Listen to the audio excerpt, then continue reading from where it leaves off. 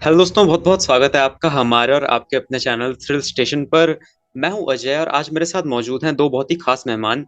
ए squad से अंकित और ranger fandom से एस के वहात्रे। मैं ये उम्मीद करता हूं कि आपने हमारा पिछला पॉडकास्ट देख लिया होगा जहां पर हमने पावर रेंजर्स डायनो फ्यूरी के एपिसोड 12 से लेकर एपिसोड 15 तक के बारे में बात की। और अगर नहीं देखा है तो ए स्क्वाड के चैनल पर जाकर चेक कर लेना। इस वीडियो में हम लोग बात करेंगे पावर रेंजर्स डायनो फ्यूरी के सीजन 2 के सेकंड पार्ट के 16 से लेकर 19th एपिसोड तक के बारे में। तो अब बिना ज्यादा समय गवाए आइए शुरू करते हैं। तो 16th एपिसोड का नाम था विशफुल थिंकिंग और जैसा कि इससे नाम से ही पता चल रहा है इसके अंदर विशेष के बारे में बात होने वाली है। तो यहाँ पर हमारे पावर रेंजर्स कुछ विशेष मांग रहे होते हैं जिसके लिए उन्हें भारी कीमत चुकानी पड़ती है। हमारा हार्वी मांगता है वो चीज जो हम मेरे ख्याल से हम सभी यूट्यूबर्स ने अपनी जिंदगी में कभी ना कभी तो मांगा ही होगा, 1 मिलियन व्यूज अपने नए वीडियो पे। एमेलिया मांगती है कि उसे अपने पेरेंट्स एक बार फिर से देखने को मिल जाएं और ऑली मांगता है कि उसे अपनी मॉम को गले लगाने का मौका मिल जाए। हमारे सभी पावर रेंजर्स की ख्वाहिशें पूरी भी होती हैं जिसके बदले में उन्हें रेपरकशंस झेलने पड़ते हैं।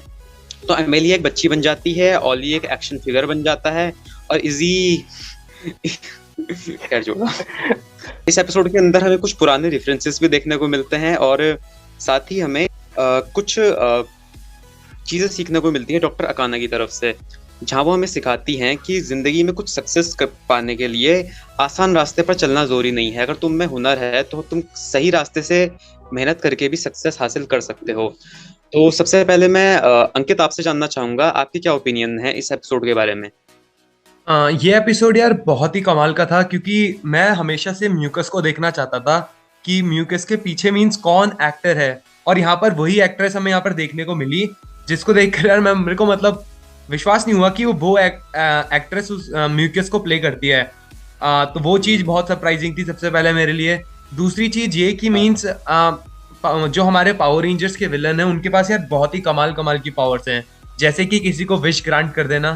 तो ये मीन्स एक क्योंकि वो एक जिन टाइप का आदमी था, दिखने में भी वो थोड़ा जिनी जैसा लग रहा था। उसका मीन्स जो अपीयरेंस था वो जिन के उसकी तरह था, जो वो रहता है लैंप की तरह, है ना। तो मेरे को लगा क्या पता हमें यहाँ पर हमारा जेनजी देखने को मिल जाए जो हमें मिस्टिक फोर्स में देखने को मिला था। आपको याद है वो वाला हमारा जो जिन था, कैट उसका वो कैट जिन। हाँ वो देखने को मतलब उसका कोई रेफरेंस वगैरह देखने को मिल जाए। तो ये चीजें बहुत ज्यादा मेरे को मीन्स एक्साइटिंग लगी। इसके अलावा मीन्स मैं ये भी जानना चाहता था कि एमिलिया के मीन्स कैरेक्टर को अब कौन प्ले कर रहा था उस टाइम। एक मीन्स नई कास्ट को इंट्रोड्यूस किया गया था, वो भी बहुत अच्छी चीज थी। इसके अलावा मीन्स एमिलिया की तो विश भी पूरी नहीं हुई थी, क्योंकि मीन्स अगर बात करें तो उसकी विश थी कि वो अपने पेरेंट्स को देखना चाहती थी, लेकिन वो अपने पेरेंट्स को तो नहीं देख पाई। इसके बावजूद उसको उसका श्राप झेलना पड़ा, है ना। तो मुझे ऐसा लगता है कि जो ये विश मांगने वाला जो पूरा सीन था ये मेरे ख्याल से उन्हीं लोगों पे वर्क करता है जो एक्चुअल में कोई ऐसी चीज मांग रहे हैं जो उन्हें अभी तक मिली नहीं है। लेकिन अगर एमेलिया के केस को देखें तो भले ही उसे पता नहीं था कि उसके पेरेंट्स असल में कौन है, पर जाने अनजाने में वो काफी लंबे समय से अपने पेरेंट्स को देख रही थी और उसकी ये विश थी कि उसे बस कम से कम बस एक बार ही सही अपने पेरेंट्स देखने को मिल जाएं। और ये विश ऑलरेडी कई बार पूरी हो चुकी थी, वो टेरिक को देख चुकी थी, वॉइड क्वीन को देख चुकी थी। तो इसलिए यहाँ पर कोई चांस ही नहीं था कोई ऐसी विश पूरी होने का जो ऑलरेडी पूरी हो चुकी है। तो मेरे ख्याल से इस वजह से उसकी विश पूरी नहीं हो पाई। और एक और चीज ये थी कि मीन्स विश के बाद तुमको एक मीन्स उससे भी निपटना पड़ता है। विश के बाद तुमको उसका एक वो भी मिलेगा, श्राप टाइप।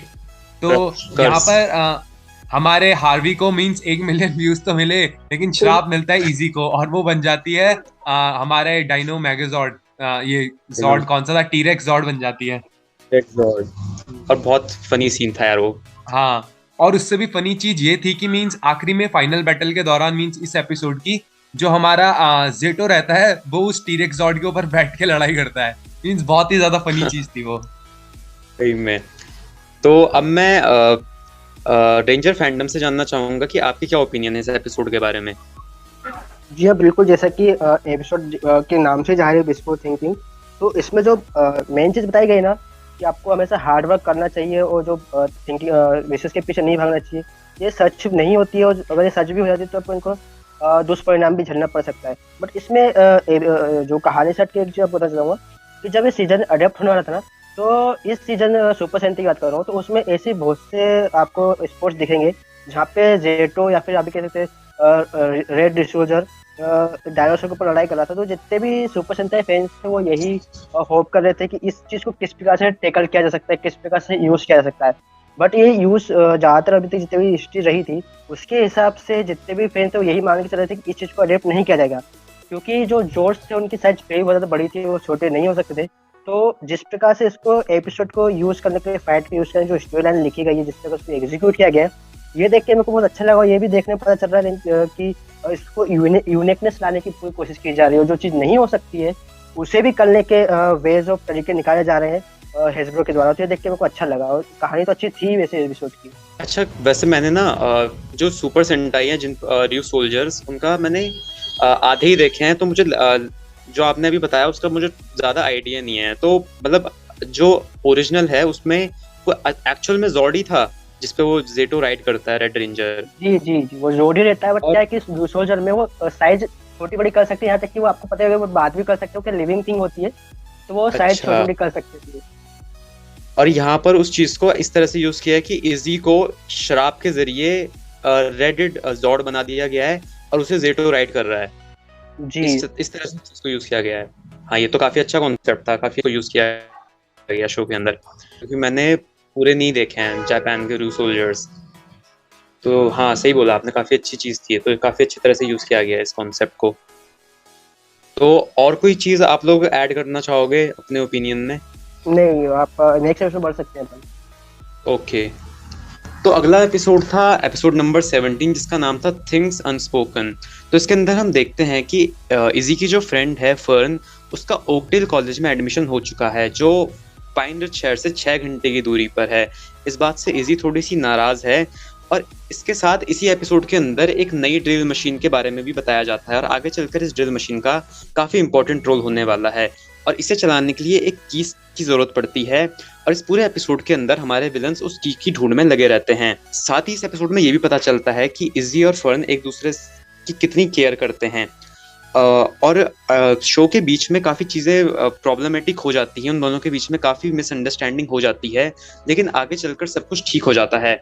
तो सबसे पहले मैं रेंजर फैंडम आपसे जानना चाहूंगा, इस एपिसोड के बारे में आपका क्या ओपिनियन है? देखिए, ये जो एपिसोड है एकदम से यूनिक नहीं है, क्योंकि ये सेम चीज वही की गई जो ओली और मिलने के साथ की गई थी। उसी चीज को मेरे को लगता है कि उसी को थोड़ा पोर्ट्रे करने के या फिर उसी को ध्यान में रखते हुए इस एपिसोड को बनाया गया है। बट जहाँ तक जी। जो कॉन्सेप्ट था की ढूंढने का, तो वो तो एकदम यूनिक कॉन्सेप्ट लगा मेरे को, क्योंकि जो मशीन है वो इतनी पावरफुल है कि वो किसी भी वॉल का छेद कर सकती है, ड्रिल मशीन थी। तो हाँ, वो मेरे को अच्छा लगा। ऊपर से जो इनकी जो इस एपिसोड में एक चीज़ बेकार लगी कि आपको याद होगा जब इजी और फन के बीच में सब चीज़ ठीक हो जाती है, जब वो बस से जा रही होती है, तो वहाँ पे जो फन होती है एक आइकॉनिक डायलॉग बोलती है, मैं पावर प्रोटेक्ट हूँ। तो ये जो कैच फ्रेज था जॉर्डन का कैच फ्रेज था, बट हिंदी डबिंग में इसको अच्छे से एग्जीक्यूट नहीं किया गया। उसमें मेरी जी। पावर प्रोटेक्ट करे इस प्रकार से बताया गया था, तो मेरे को थोड़ा वो अलग लगा और लगा, क्योंकि वो एक आइकॉनिक डायलॉग है जो जॉर्डन के द्वारा बोला जाता था। तो इसे अगर इंग्लिश में रखा जाता ना, तो थोड़ा या फिर अच्छे से एग्जीक्यूट किया जाता, तो थोड़ा सोने पे सुहागा वाली बात हो जाती है। मीन्स मैं भी रेंजर फैंडम से सहमत हूँ। जिस तरह से मीन्स हिंदी डब में चीज़ों को चेंज कर दिया जाता है ना, वो थोड़ा मीन्स अच्छा नहीं लगता है। चाहे बात करें डायलॉग्स को चेंज कर देना, क्योंकि कुछ देखो, हम जब बोलते हैं कुछ चीज़ को तो हम उसमें इंग्लिश को मिक्स करके रखते हैं। ऐसा नहीं है कि हम एकदम प्योर हिंदी में घुस जाते हैं। आपको याद होगा ऑपरेशन ओवरड्राइव का क्रॉसओवर, जहाँ जिसका नाम था once a ranger always a ranger. तो उसको भी यार मतलब ये इंग्लिश में रख सकते थे उस लाइन को, once a ranger always a ranger, लेकिन उन्होंने उसको हिंदी में कर दिया पूरा, एक बार रेंजर हमेशा रेंजर। तो हाँ, ये चीज हिंदी में उतना अच्छा नहीं लगता उसका, अगर वो ओरिजिनल लैंग्वेज में रखते तो ज्यादा इम्पैक्टफुल लगता हो वहाँ पे। हाँ, क्योंकि नहीं, मीन्स उन लाइंस का अपना बाकी एक मीनिंग है ना, उनको एकदम से हिंदी में बिल्कुल तुम प्योर हिंदी में कन्वर्ट कर देते हो तो वो चीज थोड़ी डिस्टर्बिंग हो जाती है। नहीं। यहाँ पे एक दिक्कत पावर रेंजर की ये भी, जैसे कि आपको पावर रेंजर आरपी भी याद होगा, तो वहाँ पे हिंदी और इंग्लिश बैलेंस की वजह से उन्होंने इंग्लिश ज्यादा कर दी थी। और अब ये पावर रेंजर डायरेक्ट देखें, तो जहाँ पे जो इंग्लिश वर्ड आसानी से समझ में आ सकते हैं, उनको इतना ज्यादा प्योर हिंदी में कर दिया गया है कि वो समझ में मुश्किल होती है। हाँ, मीन्स थोड़ा मीन्स एक्चुअल इंग्लिश और हिंदी दोनों को जैसे हम हिंदी इंग्लिश लैंग्वेज में बात करते हैं ना नॉर्मल, उस तरह से इसको एग्जीक्यूट करना चाहिए डबिंग को। लेकिन ये क्या करते हैं, प्योर हिंदी डब कर देते हैं इसको, जो मीन्स कुछ ऐसे शब्द रहते हैं ना, उनको भी वे तोड़ तोड़ के एकदम हिंदी में बताते हैं। एक्चुअली मुझे ऐसा लगता है कि जो ऑडियंस है पावर रेंजर्स की, वो भी थोड़ी मिली जुली सी है। मतलब ऐसा नहीं होगा कि कोई चीज तुम कर दो और उस पे सब हर कोई उसे हर कोई अप्रिशिएट करे। कोई ना कोई हमेशा रहेगा जो उसे क्रिटिसाइज करेगा, किसी को कुछ अच्छा नहीं लगेगा, किसी को कुछ अच्छा नहीं लगेगा। तो हर किसी को कभी भी सेटिस्फाई नहीं कर सकते, क्योंकि मुझे याद है जिस टाइम पावर रेंजर्स आरपीएम आए थे, मेरे कुछ दोस्त हुआ करते थे स्कूल के टाइम पे, तो हम लोग ने इससे पहले जितने भी पावर रेंजर्स देखे थे हमने पूरी प्रॉपर हिंदी डबिंग में ही देखे थे। तो पावर रेंजर्स आरपीएम पहली बार ऐसा हुआ था कि कुछ चीज़ें इंग्लिश में ही रखी गई थी, तो वो चीज़ उस टाइम हमें अच्छी नहीं लग रही थी।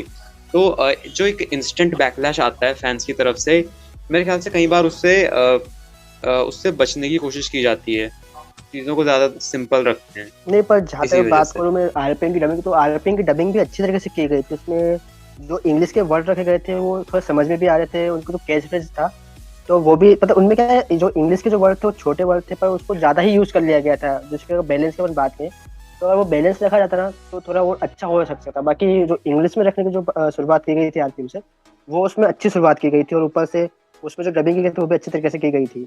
हाँ, मतलब वही है ना कि कोई ना कोई कुछ ना कुछ अपने अपने ओपिनियन रखेगा, तो चीज़ें जहाँ पर बहुत ज़्यादा लोग अपने अपने थॉट्स रखेंगे वहाँ पर वो आपस में कॉन्ट्राडिक्ट करते ही हैं। इसके अलावा इस एपिसोड के अंदर मेरे ख्याल से कैमरा एंगल्स बहुत अच्छे थे। एक फाइटिंग सीक्वेंस मुझे याद है जहाँ पर इजी लड़ रही होती है हेंजमैन से और वहाँ पर कैमरा उसे फॉलो करता है, तो मेरे ख्याल से वहाँ पर कैमरा का काम बहुत अच्छा था। इसके अलावा एक चीज़ मेरे ख्याल से अच्छी हुई कि अब शो जो है वो अपने फाइनल शोडाउन की तरफ बढ़ रहा है, तो मेरे ख्याल से जितना भी इजी की लाइफ में जो डिस्ट्रैक्शन था फर्न की वजह से कि उसे अपनी गर्लफ्रेंड को टाइम देना पड़ता था, तो वो अब चली गई है, तो वो अपना पूरा ध्यान अपनी रेंजर ड्यूटी पर दे सकती है, तो ये मेरे ख्याल से एक अच्छी चीज़ हुई। तो कुल मिला के अच्छा एपिसोड था। कुछ और आप लोग ऐड करना चाहोगे इसके बारे में? हाँ, मेरे को इस एपिसोड में एक चीज सीजन में एक चीज ये भी अच्छी लगी कि जो एक इवेंट हो चुका होता है पास्ट एपिसोड में फिर उसके पहले के कुछ एपिसोड में, तो उनके जो ईस्टर एग्स हैं या फिर उनके जो बातें हैं बाकी के एपिसोड में चलती रहती है। फॉर एग्जांपल जैसे कि इजी की जो गर्लफ्रेंड वो चली गई थी, तो नेक्स्ट कुछ एपिसोड तक उसका रेफरेंस दिया गया था, बताया गया था कि वो कहाँ गई है, कैसे गई है। उसके बाद जब उसके ऊपर हमला भी होता है तो उस एपिसोड में भी थोड़ा बताया गया था कि उसको सेफ्टी के लिए कॉशंस थी वो। वैसे ओली के और एमिलिया के साथ भी दिखाया गया था कि इस चीज को थोड़ा खींचा जा रहा था, और हर एपिसोड थोड़ा थोड़ा दिखाया जाता है जिससे कि बिलीवेबल लगे कि हाँ ऐसा कुछ हुआ नहीं। तो पास्ट के सीजन में ये चीज देखी, एक एपिसोड में कोई चीज हुई तो अगले एपिसोड में उस चीज का फॉल बैक हमको देखने को नहीं मिला, तो ये चीज मेरे को अच्छी लगी जाने से। हाँ, और आपकी इस पॉइंट से मुझे एक और बात याद आई कि जैसे कि आपने बोला ना कि दूसरे पावर रेंजर्स में एक एपिसोड में कुछ चल रहा होता है तो उसके बारे में दूसरे एपिसोड में बात नहीं की जाती। ये जो 11 एपिसोड जो नए एपिसोड्स आए हैं इनमें मुझे एक चीज़ बहुत अच्छी लगी कि हर एपिसोड थोड़ा सा ही सही लेकिन शो का जो मेन प्लॉट है उसके अंदर किसी तरह से कंट्रीब्यूट करता है। मतलब ऐसा फील नहीं होता कि कोई एपिसोड बिल्कुल ही स्टैंड अलोन एपिसोड है या फिलर है शो का। हर एपिसोड अपनी तरफ से कुछ ना कुछ कंट्रीब्यूशन करता है शो को फाइनल शोडाउन की तरफ ले जाने में। तो मेरे ख्याल से इसी के साथ हमारे थॉट्स पूरे हो चुके हैं 17th एपिसोड के बारे में। अब बात करते हैं पावर रेंजर्स डायनो फ्यूरी के 18th एपिसोड के बारे में जिसका नाम था गिल्ट ट्रिप। तो इस एपिसोड के अंदर विलन्स को वो की मिल चुकी थी जिसकी मदद से वो उस ड्रिल मशीन को एक्टिवेट करने वाले थे। साथ ही इस एपिसोड के अंदर जो हमारा ऑली है वो अपनी नई लव लाइफ और अपनी पर्सनल लाइफ को, अपनी मम्मी के साथ अपनी रिलेशनशिप को और अपनी गर्लफ्रेंड के साथ अपनी रिलेशनशिप को बैलेंस करने की कोशिश कर रहा था। तो आप दोनों से मैं जानना चाहूँगा, शुरुआत करते हैं अंकित से। कैसा लगा आपको ये एपिसोड? हाँ, ये एपिसोड यार मींस रियल लाइफ पर बेस्ड था। अब देखो जिस तरह से उसके ऊपर सिचुएशन आई थी ऑली के ऊपर, अब उसके पास एक गर्लफ्रेंड है और वो उसके पास एक मॉम है, मींस जिनके साथ उसको टाइम स्पेंड करना है। लेकिन जैसे उसने अपने रिलेशनशिप में मींस चेंजेस के हिसाब से अपने आप को अडेप्ट नहीं कर पाया, वो अपना ज्यादातर टाइम अपनी गर्लफ्रेंड के साथ देने लगा है ना। तो वो उसी को टाइम देता था, उसी के साथ ट्रिप्स वगैरह प्लान कर रहा था। जहाँ पहले उसका मींस बिहेवियर बहुत ज्यादा अलग था।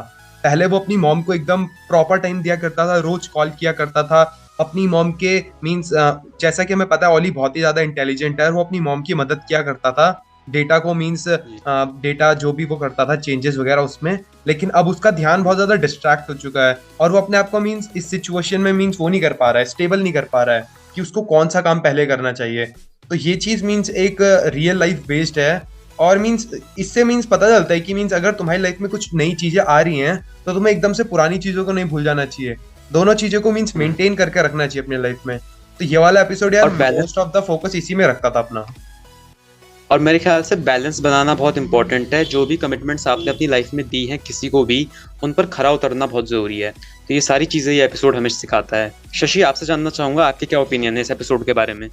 नहीं, मैं एज को बात से पूरी तरह से सहमत हूँ कि इसमें जो मैसेज दिया गया है कि हमें बैलेंस बना के रखना चाहिए दोनों चीज़ों में। कुछ भी बात किसी भी चीज़ में हो सकता है वो, तो मैं एस कोड के वैसे पूरी तरह सहमत हूँ, मैं भी यही बोलना चाह रहा था। बाकी यार मैं तो वहां पर जापान देखकर खुश हो गया। मेरे ख्याल से अजय को भी हाँ, बहुत ज्यादा मैं पसंद भी। आया होगा कि उन्होंने जापान को थोड़ा एक्सप्लोर किया है। वैसे तो मेरे को लगता है वो हाँ, शूटिंग सिर्फ न्यूजीलैंड में ही हुई होगी, लेकिन इसके अलावा उन्होंने हाँ। मेंशन तो किया है कि वो जापान गए हैं। और बहुत सारी जापानीज डिशेस के बारे में पता चला, कल्चर के बारे में पता चला, यहाँ तक कि आयोन को साशिमी भी मी। हमसे ज्यादा जापानीज आती है। उसने मीन्स बहुत सारे ऐसे सही है। वर्ड्स के बारे में बात करी, फूड के बारे में बात करी, जगहों के बारे में बात करी।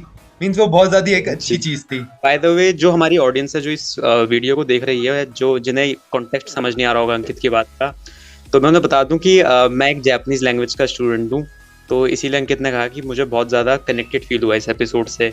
तो सही में बहुत मज़ा आया इतने सारे जापानीज वर्ड्स को सुन के। तो इसी के साथ हम लेकिन लोग इस बढ़ते हैं। एपिसोड का मेरे को बहुत ज्यादा फनी लगा इसका मॉन्स्टर। आपको याद होगा वो क्या क्या चीजें मीन्स अपनी थ्रो करता था। उसके पास जो अरे पावर बहुत थी वो अच्छा, बहुत ही ज्यादा यूनिक थी। बेकरी वाला मॉन्स्टर था वो।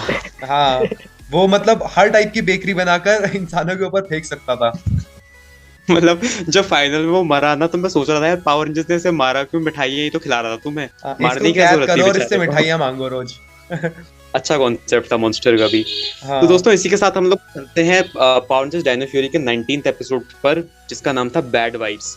यहाँ से जो फाइनल शोडाउन है वो धीरे धीरे स्टार्ट हो चुका है। और इस एपिसोड के अंदर जो ड्रिल थी वो उसके बारे में पता चलता है कि उसे चलाने के लिए सिर्फ चाबी ही काफी नहीं है, उसे चलाने के लिए एक पासकोड की भी जरूरत है। तो उस पासकोड को हासिल करने के लिए हमारे विलन्स हार्वी और इजी के माइंड को करप्ट कर देते हैं, जिसके बाद हार्वी और इजी मदद करते हैं हमारे विलन्स की उस पासकोड को हासिल करने के लिए। और जिसके बाद वो मशीन एक्टिवेट हो जाती है और वॉइड किंग पावर रेंजर्स के बेस में पहुंचकर वहां से सारे स्पॉयलर्स चुरा लेता है। तो अंकित, सबसे पहले मैं आपसे जानना चाहूंगा आपके क्या ओपिनियन है इस एपिसोड के बारे में। यार ये एपिसोड मीन्स एक फैमिली को भी ज्यादा मीन्स बताता है कि एक फैमिली क्या होती है। वो अपने मतलब एक फैमिली ट्रेडिशन को फॉलो करना चाहते थे, हार्वी की फैमिली। यहाँ पर मीन्स शुरुआत में हमें देखने को मिला कि जो हमारी वॉइड क्वीन था उनका मतलब प्लान पहले से ये था कि वो सारे जो हमारे वो थे रेंजर्स थे उन सबको एक स्पॉरेक्स की तरह मीन्स उनके दिमाग में वो भर सकें, एक तरह का हेट वगैरह पैदा कर सके उनके दिमाग में, ताकि वो स्पॉरेक्स जैसा बिहेव करें या फिर बोले वॉइड क्वीन के अंडर काम करें। और वो बीम लगती है हमारी इजी और हार्वी को, और वो दोनों मीन्स उसके कंट्रोल में आ जाते हैं। इसके बाद वो उन दोनों का काम करने लगते हैं, वॉइड क्वीन का काम करने लगते हैं, जहां वॉइड क्वीन उसको बोलती है कि मतलब उसको और काम देती है। लेकिन इसी बीच हमारा जो हार्वी और इजी रहते हैं वो रिवील करते हैं कि जो उनको मशीन चाहिए उसके लिए सिर्फ चाबी ही नहीं, उसके साथ एक पासकोड भी चाहिए। और वो मीन्स उसको ढूंढ कर भी देते हैं, पासकोड वगैरह फाइंड करते हैं और वॉइड क्वीन को बता देते हैं। इसके बाद वॉइड क्वीन अपना काम शुरू कर देती है। लेकिन एपिसोड का जो मेन फोकस था वो इसी चीज पर था कि मीन्स एक फैमिली ट्रेडिशन को कैसे फॉलो किया जाता है और लव लाइफ को कैसे मैनेज किया जाता है। जैसे इजी और उसके फादर, इजी के फादर और मदर अभी भी मीन्स इतने एकजुट कैसे हैं, उनके बीच का सीक्रेट क्या है, ये एपिसोड मीन्स मेजरली इसी चीज पे फोकस कर रहा था। बिल्कुल सही कहा अंकित आपने। शशि, आपसे जानना चाहूंगा आपका क्या ओपिनियन है इस एपिसोड के बारे में। ये जो एपिसोड की जो थीमिंग दिखाई गई थी मेरे को बहुत पसंद आई थी। ऊपर से आपने एक चीज में नोटिस की गई थी की होगी कि जब इजी और हार्वी को जब वो बीम लगती है ना, तो उनकी पर्सनैलिटी भी चेंज होती है। इविल तो होती है, बाकी उनकी पर्सनैलिटी भी चेंज होती है। जैसे अगर आपने माइथन पावर रेंजर्स का आपने एपिसोड देखा होगा जिसमें बिली और किम्बर्ली की पर्सनैलिटी चेंज होती है, तो मेरे को उसी टाइप की थोड़ी फीलिंग आई थी कि इसको वैसे करने की कोशिश की। जैसे कि किम्बर्ली जो थी वो पंक टाइप की बन गई थी, और वैसे ही हमने इजी का भी जो उसकी जो पर्सनैलिटी उसको चेंज देखने को मिला था। बट एंडिंग में जिस हिसाब से उनका जो कर्स हटता है वो केजो के सॉन्ग के द्वारा, मेरे को वो देख के अच्छा लगा कि इसमें फैमिली की जो वैल्यू है ना वो दिखाई गई, और वो मेरे को देख के अच्छा लगा कि फैमिली की वैल्यू अच्छे से दिखाई गई, उनके जो कर्स अच्छे दिखाया गया। मैं भी यही कहना चाहूंगा कि फैमिली वैल्यूज को शो के इस एपिसोड के अंदर बहुत अच्छे से दिखाया गया है। मतलब हमें पता है कि वॉइड किंग का जो वेपन था वो कितना ज्यादा स्ट्रॉन्ग था, उसका मैजिक, उसका कर्स कितना ज्यादा उसने अफेक्ट किया होगा हार्वी और इजी के दिमाग को। लेकिन फिर भी एंड में दिखाया गया कि जब उन्हें अपनी फैमिली वैल्यूज याद आई, उन्हें अपनी पेरेंट्स के बारे में सोचा, अपनी फैमिली के बारे में सोचा, तो उस पॉजिटिव एनर्जी से वो जो भी कर्स या मैजिक उनके दिमाग पर चढ़ चुका था वो पूरी तरह से इरेज हो गया। तो इससे पता चलता है कि प्यार में कितनी ज्यादा एनर्जी होती है, कितनी ज्यादा ताकत होती है। इसके अलावा ये एपिसोड हमें ये भी दिखाता है कि हार्वी के अंदर इतना अच्छा गाने का टैलेंट कहाँ से आया, क्योंकि हमने देखा कि भाई पूरी फैमिली सिंगर्स की है, सब गा रहे हैं, नाच रहे हैं, मस्ती कर रहे हैं। तो वो चीज़ देखकर भी काफी मजा आया। हाँ, और हार्वी के डैड मीन्स एक कमाल के सिंगर लग रहे थे, क्योंकि जिस हिसाब से मीन्स एपिसोड में दिखाया गया था कि वो गाना गा रहे थे, वो बहुत ही कमाल का था।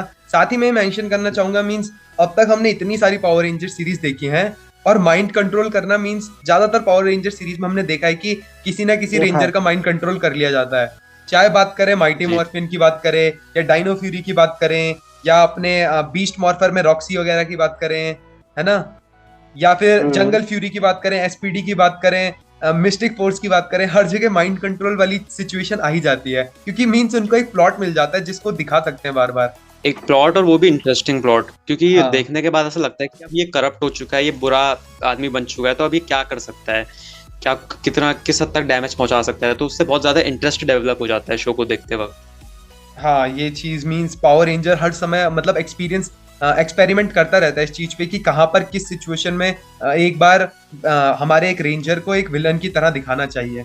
तो दोस्तों, इसी के साथ पावर रेंजर्स डायनो फ्यूरी के सेकंड सीजन के सेकंड पार्ट के बारे में हम लोगों ने बात की।